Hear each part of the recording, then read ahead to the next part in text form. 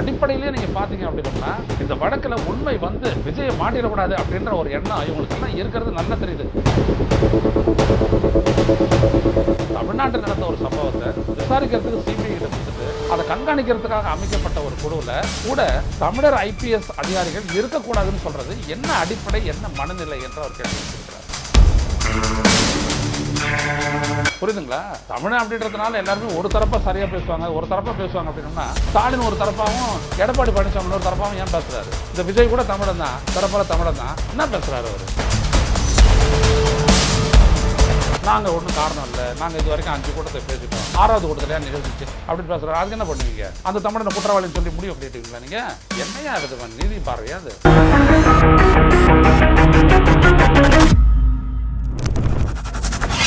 வணக்கம் தோழர்களே, ரோசா செய்தியின் வாயிலாக இன்று மீண்டும் உங்களை சந்திப்பதில் பெருமகிழ்ச்சி அடைகின்றேன். தமிழக சட்டப்பேரவையில் இன்று கரூரில் நடந்த நெரிசல் மரணங்கள் தொடர்பாக ஆளுங்கட்சிக்கும் எதிர்கட்சிக்கும் இடையே பலத்த வாக்குவாதம் நடைபெற்றிருக்கிறது. ஒரு கட்டத்தில் அஇஅதிமுகவினுடைய உறுப்பினர்கள் எதிர்க்கட்சித் தலைவர் எடப்பாடி பழனிசாமி அவர் தலைமையில் வெளியேற்றம் செய்துவிட்டு அதற்கு பிறகு பத்திரிகையாளர்களிடம் பேசியிருக்கிறார்கள். அங்கே நடந்த சம்பவம் என்ன, எதனால் அப்படிப்பட்ட அந்த அளவிற்கு ஒரு 41 பேர் உயிரிழக்கக்கூடிய ஒரு நிலை ஏற்பட்டது என்பதையெல்லாம் முதலமைச்சர் மு.க.ஸ்டாலின் தெளிவாக எடுத்து சொல்லியிருக்கின்றார்.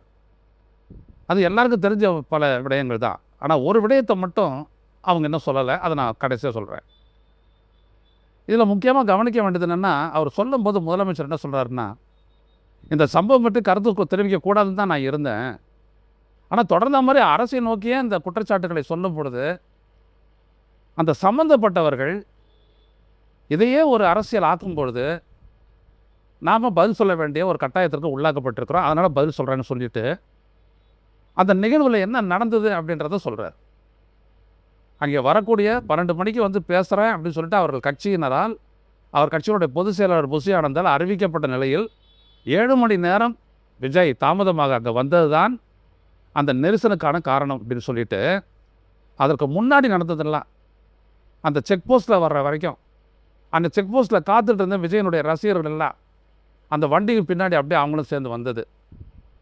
ஏற்கனவே அவங்க திரண்டிருந்த கூட்டம், அதில் தண்ணி சாப்பாடு இல்லாமல் அந்த மக்கள் அரை மயக்கத்தில் காத்துக்கிட்டு இருந்தது. அந்த நேரத்தில் ஒரு 50 மீட்டருக்கு முன்னாடியே அங்கே நிறைய கூட்டம் ஆகிப்போச்சு. நீங்கள் வண்டி அங்கே விட வேண்டாம், இங்கே அக்ஷயா மருத்துவமனை இருக்குது, இது முன்னாடியே நீங்கள் நின்று பேசுங்கன்னு சொல்லிட்டு காவல்துறை சொல்லி அந்த விஜய் கூட வந்த ஏற்பாட்டாளர்கள் யார், அதாவது இந்த முசியான ஆதவ அர்ஜுனா மற்றவங்களாம் அவங்க தான் வண்டியில் இருந்தாங்க, அவங்களாம் மறுத்ததுனால அந்த இடத்துக்கு தான் நான் போகணுன்னு சொல்லி அந்த திட்டமிட்ட இடத்துக்கு வண்டியை நவுத்தும் போது தான் இவர் கூட வந்த கூட்டமும் அந்த கூட்டத்தோடு சேர்ந்து கூட்டம் அதிகமாகி அந்த கூட்டத்தை பிளந்து கொண்டு அந்த வாகனம் நடுவில் கொண்டு வந்து நிறுத்தப்பட்டதனுடைய விளைவாக அந்த மக்கள் 2 பக்கத்திலும் பின்தள்ளப்பட்டு அதன் விளைவாக நெரிசல் ஏற்பட்டு மூச்சுத்திணறல் ஏற்பட்டு மரணிக்கக்கூடிய அளவிற்கு நிலைமை மோசமானது அப்படின்றத எல்லாரும் ரிப்போர்ட் பண்ணால் இதை தான் இன்றைக்கி வந்துட்டு தமிழக முதலமைச்சர் ஸ்டாலின் வந்துட்டு அதை சொல்லியிருக்கார். அதுதான் காரணம். பிரதான காரணம் என்னன்னா, இவர் 12 மணிக்கு வரேன்னு சொல்கிறது ஒரு 4 மணிக்கு வந்திருந்தாலும் கூட இதெல்லாம் நிகழ்ந்திருக்காது. ஆனால் அவர் தான் 8:45 பேச வேண்டிய நாமக்கல் கூட்டத்துக்கே அவர் வந்துட்டு 2:45 தான் பேச வர்றாரு. இந்த மாதிரி இந்த சம்பவத்தை எல்லாம் வந்துட்டு அவர் சுட்டிக்காட்டி பேசும்போது சொன்னார், அந்த இடத்துல கொண்டு வந்து நிறுத்தின காவல்துறைக்கு நன்றின்னு சொல்லிட்டு தான், போலீஸுக்கு ஒரு சல்யூட் என்று சொல்லிட்டு தான் விஜய் பேச ஆரம்பித்த விடயத்தை எல்லாம் அவர் சட்டமன்றத்தில் இன்றைக்கி பதிவு செய்திருக்கிறார். இதெல்லாம் ஒரு பக்கம்.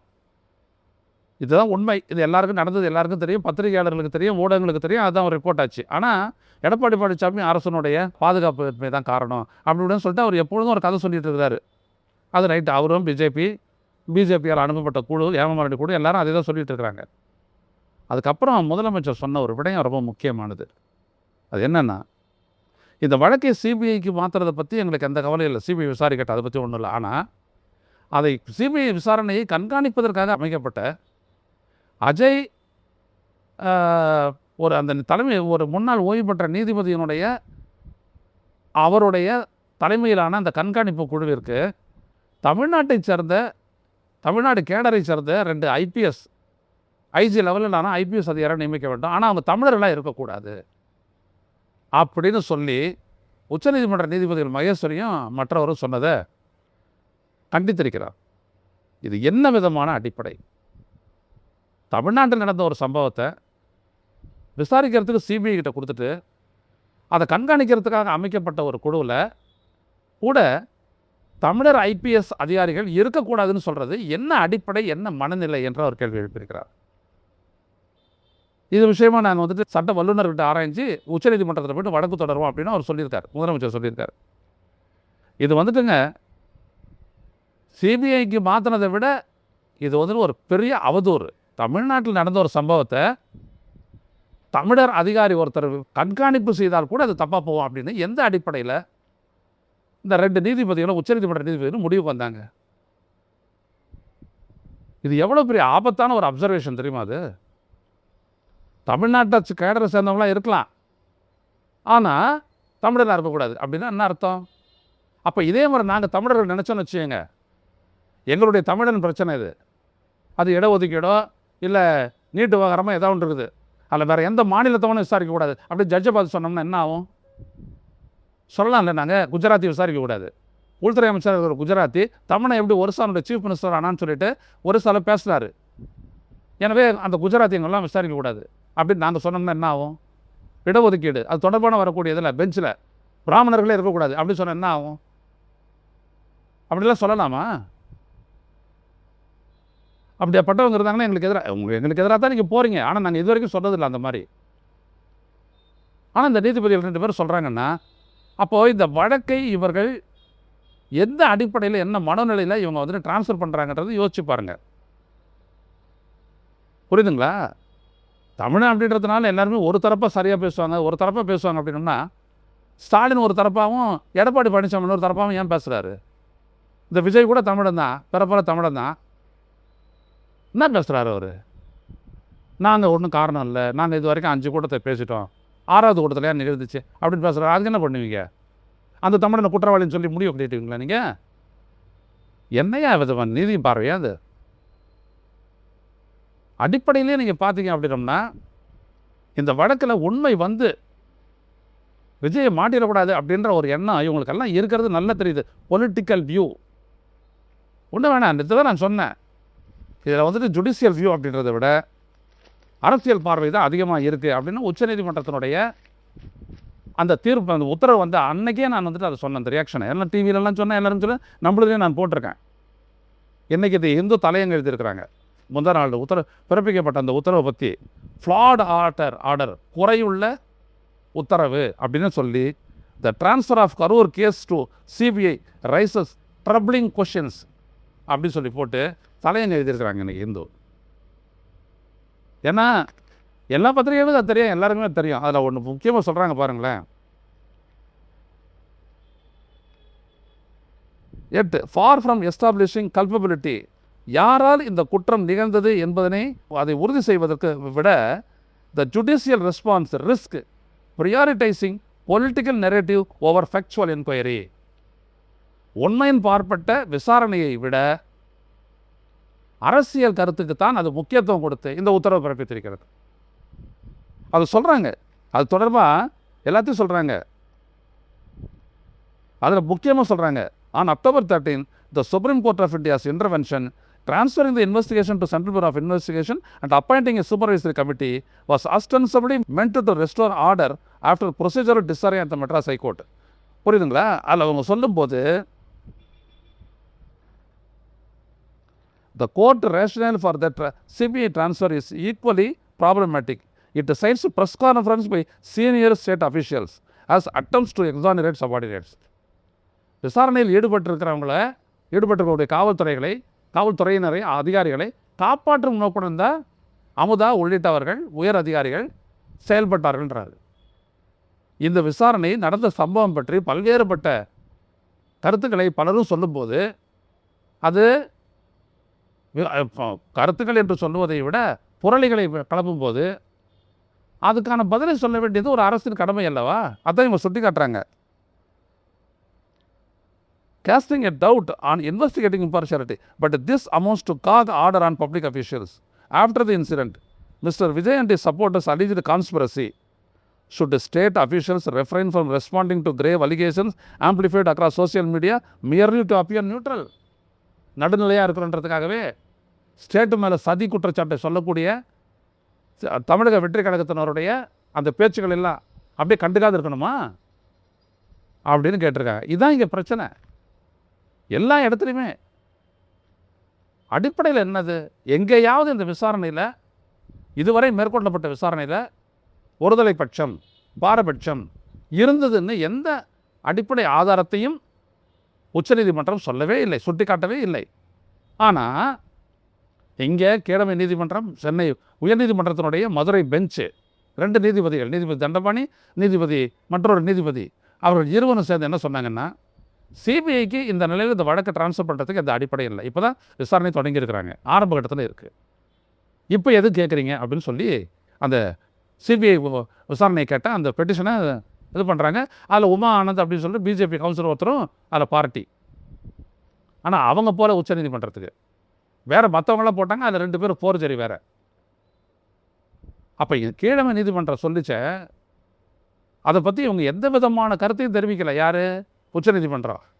அந்த தீர்ப்பு தப்புன்றது எந்த அடிப்படையில் சொன்னாங்கனாலும் கண்டுக்கவே இல்லை. இவங்க ஒரு உத்தரவு பிறப்பிக்கிறாங்க. இதெல்லாம் எப்படின்றத பாருங்கள். ஏன் இந்த வழக்கு உடனுக்குடன் இவ்வளோ வேகமாக டிரான்ஸ்ஃபர் பண்ணப்பட்டதுன்னா ஒரே காரணம் தான். அந்த இடத்துக்கு தான் நான் வரேன். இந்த கூட்டம் சேர்ந்தது இல்லையா, இந்த கூட்டத்தில் வர்றதை வந்துட்டு விஜய் திட்டமிட்டு தாமதித்து வருகிறார் அப்படின்னு அந்த நாள் 27ஆம் தேதி மதியம் நான் ரூஸ்டர் செய்தியில் போடுறேன். 1 மணிக்கு ரெக்கார்ட் பண்ணி அந்த 4 மணிக்கு எங்களுடைய தளத்தில் நாங்கள் போட்டோம். 4 மணிக்கெலாம்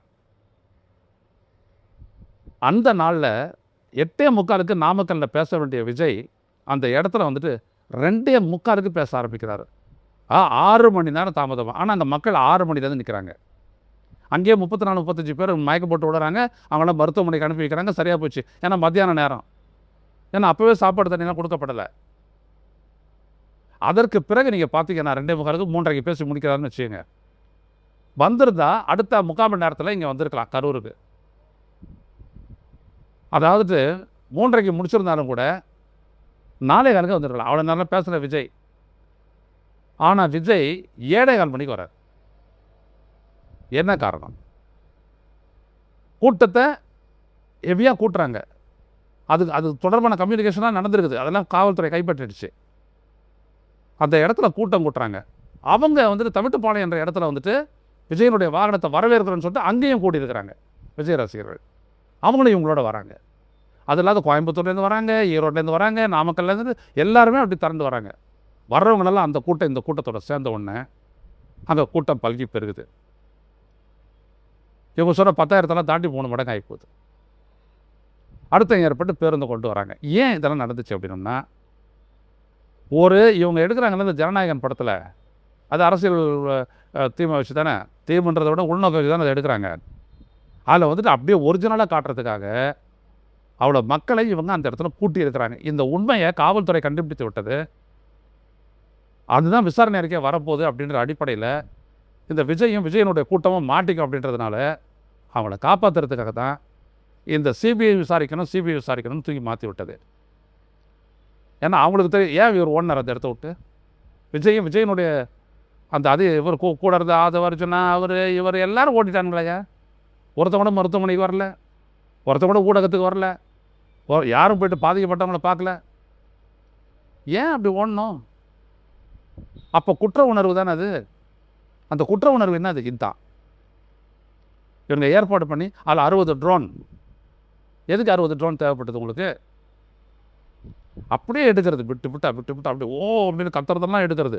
அதாவது விஜய் முதல்ல அப்படி இருக்கிறாங்க அப்படி சொல்லிட்டு. ஏன்னா ஜனவரி 8ஆம் தேதி அந்த படத்தினுடைய ரிலீஸு ஜனநாயகன். ஸோ இதுக்காக பண்ண ஏற்பாடு தான் இப்படி போய் முடிஞ்சிட்ட உடனே ஷாக்காயிட்டு அந்த இடத்த விட்டு காலி பண்ணிட்டு ஓடிட்டாங்க. நீ உங்கள் பேர பிழையில்லை, எதுக்கு ஓடணும்? போலீஸ்காரங்க இருக்காங்க, ஒருத்தர் 2 பேரில் 600 சொச்சம் பேர் வந்துருக்காங்கன்னு சொல்லிட்டு இன்றைக்கி சொல்லியிருக்காரு சட்டப்பேரவையில் தமிழ்நாடு முதலமைச்சர். அவங்கள 100 பேர் உங்களை சுற்றி நிற்க போகிறாங்க. அந்த மக்களையெல்லாம் இது பண்ணி அனுப்பி வைக்கலாம். அப்படி இருந்திருந்தாங்கன்னா இவங்களுக்கு நல்லா தெரிஞ்சிருக்கும் இவ்வளோத்துக்கும் காரணம் என்னன்றது. பதில் சொல்ல வேண்டிய கட்டாயம் ஏற்பட்டிருக்கும். உடனே அந்த இடத்த விட்டு தப்பிச்சு ஓடிடுறாங்க. ஓடி அங்கே சொல்கிறாங்க, சார் 30 பேர் செத்து போயிட்டாங்க சார்னு சொல்கிறாங்க. அங்கெல்லாம் எதுவும் இவர் பேசலை. தெரியும்ல குற்ற நெஞ்சு, அப்படியே பேசாத போயிடுறாரு. சென்னை உயர் விமான நிலையத்துலையும் பேசலை. அதுக்கப்புறம் ட்விட்டரில் போட்டார், நெஞ்சு இதயம் நொறுங்கி விட்டது அப்படின்னு. ஸோ இவங்க காவல்துறையினுடைய எந்த கண்டிஷனையும் கடைபிடிக்கலை, புத்திபூர்வமாகவும் இவங்க ஆர்கனைஸ் பண்ணலை, விளைவு தண்ணியோ சாப்பாடோ எதுவும் கொடுக்கல. வச்சு மெரிக்கும் போது பலரும் ரொம்ப நேரம் ஒன்றுக்கு போகாததனுடைய விளைவு அதிலெல்லாம் வந்துட்டு எடிப்பட்டு பிளாடர்லாம் வெடிச்செல்லாம் செத்து போயிருக்கிறாங்க. அந்த இது இருக்குது, அறிக்கை இருக்குது, 41 பேருனுடைய அந்த அறிக்கை இருக்குது, போஸ்ட்மார்ட்டம் ரிப்போர்ட் இருக்குது. அந்த போஸ்ட்மார்ட்டத்தை இவர் எடப்பாடி பழனிசாமி என்ன சொல்கிறார், 4 மணி நேரத்திலே முடித்து விட்டார்கள், 4 மணி நேரத்திலே முடித்து விட்டார்கள்னு தொடர்ந்து போய் சொல்கிறாரு. 2 டேபிள் எப்படி அப்படி முடிச்சிட முடியும் அப்படின்ட்டு எல்லாம் சொல்லியிருக்காங்க. மறுநாள் 4 மணி வரைக்கும் கடைசி பாடி கிளியர் பண்ணது மறுநாள் 4 மணிக்கு தான். அங்கே போதுமான அளவுக்கு மருத்துவர்களை கொண்டு வந்துட்டோம், அவங்கள தான் போஸ்ட்மார்ட்டம் பண்ணாங்க.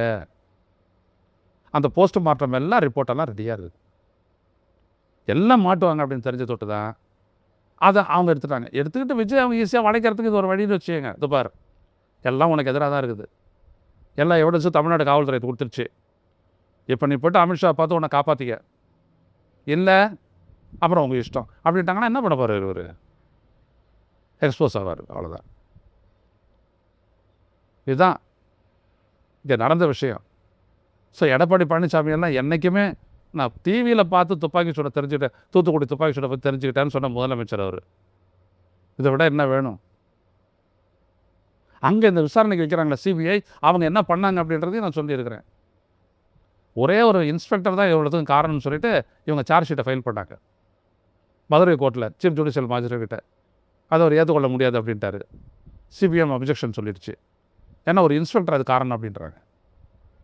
இந்த 6 வருஷமாக விசாரணை பண்ணி என்ன அந்த கேஸை முடிக்கல சிபிஐ, எடுத்துகிட்டு நடக்கிறான், அவ்வளோதான். இதையே வச்சு தான். ஸோ இந்தியாவுடைய உச்சநீதிமன்றம், பாஜக எல்லாம் ஒரு பக்கத்தில் நிற்கிறாங்க. அரசியல் நோக்கம், நீதியின் பார்ப்பட்டு இல்லை. நீங்கள் பாருங்கள், இன்னொரு தகவல் வந்துச்சு, விஜய் எங்கே போகிறாரு, அந்த வந்துட்டு இந்த அஞ்சலி கூட்டத்தை நடத்த போகிறாரு, தாராளமாக நடத்து, கேள்வி எதுவும் இல்லை. உண்மையை மாதிரி ஒரு மனிதனை துரத்தக்கூடியது வேறு எதுவுமே இல்லை. அது ஒன்று துரத்தும், நீ பதில் சொல்லி தான் தீரணும். நீங்கள் இந்த உண்மையை நிரந்தரம் மறைக்கவே முடியாது. 8ல் ஒரு குடும்பத்துக்கு 20 லட்சம் தரேன் அப்படின்னார் இல்லையா, அது அப்படியே மாற்றுறாங்க அவங்களுடைய கட்சிக்காரங்க. மாதம் 5000 ரூபா தருவோம் அப்படின்னு சொல்லி 5000 ரூபா 4-5 எவ்வளோ, அது 2 லட்ச ரூபாய் மாதத்துக்கு. ஆமாம், மாதத்துக்கு 2 லட்ச ரூபா கொடுத்து சரி பண்ணிட வேண்டியது. 5000 ரூபா, வெறும் 5000 ரூபா குடும்பத்துக்கு. எப்படியெல்லாம் இருக்குது பாருங்கள். ஆனால் வீராவசமாக அறிவிச்சது 20 லட்சம் தரேன் அப்படின்ட்டு. அதான் நான் சொன்னேன், தொண்டர்கள் இங்கே 6 பேர் சத்தாங்க இந்திரவாண்டியில், கண்டுக்கல. 3 பேர் சத்தாங்க மதுரையில், கண்டுக்கல. இவர் செய்ய போகிறாரு. ஏன்? தமிழக அரசு 10 லட்ச ரூபா கொடுத்துருச்சு, அது கொடுத்துருச்சு ஏற்கனவே. இந்திய ஒன்றிய அரசு 2 லட்ச ரூபா, அதுவும் வந்துட போகுது. ஆனால் இந்த கட்சி பாருங்கள் எப்படி பண்ணுதுட்டு. ஸோ எல்லாத்தையும் புரிஞ்சு கொள்ளுங்கள் மக்களே. இதுதான் விஜய், இதுதான் பாஜக, இதுதான் அதிமுக. நோக்கம் ஒன்றே ஒன்று தான், தமிழ்நாட்டில் ஆட்சியை கைப்பற்றணும். ஏன்? தமிழ்நாட்டை சிதைக்கணும், தமிழ்நாட்டின் மீது அவருடைய திட்டத்தை திணிக்க வேண்டும், இந்தியை திணிக்க வேண்டும், கல்வியை சீரழிக்க வேண்டும், தமிழ்நாட்டை 3ஆக பிரிக்க வேண்டும், தமிழர் பண்பாட்டை அழிக்க வேண்டும். இதுதான் அவருடைய நோக்கம். இதைத்தான் நாம் புரிஞ்சு கொள்ளணும். இவங்களுக்கு உதவுறதுக்காக தான் விஜய் இறக்கி விடப்பட்டிருக்கிறாங்க. அது திட்ட தெளிவு. இதை இந்த காணொலியை பார்க்கின்ற நீங்கள் இதை பரவலாக கொண்டு செல்லுங்கள், பகிருங்கள், விவாதியுங்கள். மீண்டும் சந்திப்போம். நன்றி, வணக்கம். ஊடகம் கார்ப்பரேட் அரசியல்வாதிகளின் கைப்பாவையாக, அடிமைகளாக இருந்தது போதும். இனி சாட்டை எடுத்து சுழற்றும் நேரம் வந்துவிட்டது. ஊடகம் பொதுமக்களாகிய உங்களுக்காக, உங்களாலேயே இயக்கப்பட வேண்டும். ஊடக சுதந்திரத்திற்காக உங்களின் பங்களிப்பை இன்றே அளித்திடுங்கள்.